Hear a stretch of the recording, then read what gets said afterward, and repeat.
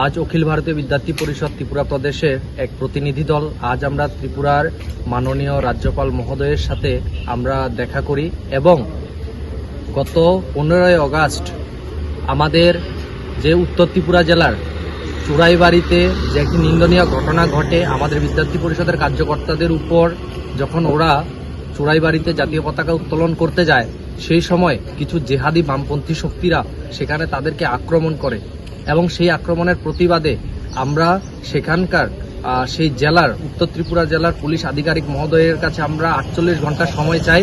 সেই সময়ের মধ্যে যেন আমাদের কার্যকর্তাদের উপর আক্রমণকারী যে দুষ্কৃতীরা আছে তাদের অতি সত্ত্বর তাদের গ্রেপ্তার করতে হবে, কিন্তু এর মধ্যে মাত্র 2 জনকে গ্রেপ্তার করা হয়েছে।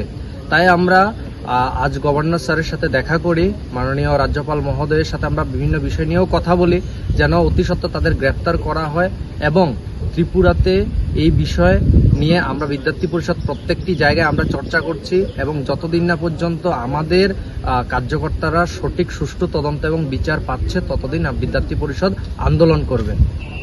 এখন আপনাদের দাবি কি? আমাদের একটাই দাবি, আমাদের কার্যকর্তাদের উপর যে বামপন্থী জেহাদিরা আক্রমণ করেছে তাদের অতি সত্বর তাদের প্রত্যেককে গ্রেপ্তার করতে হবে, কারণ সেই জায়গায় ওরা 15 আগস্টের মতো দিনে জাতীয় পতাকা উত্তোলন করার জন্য গিয়েছিল।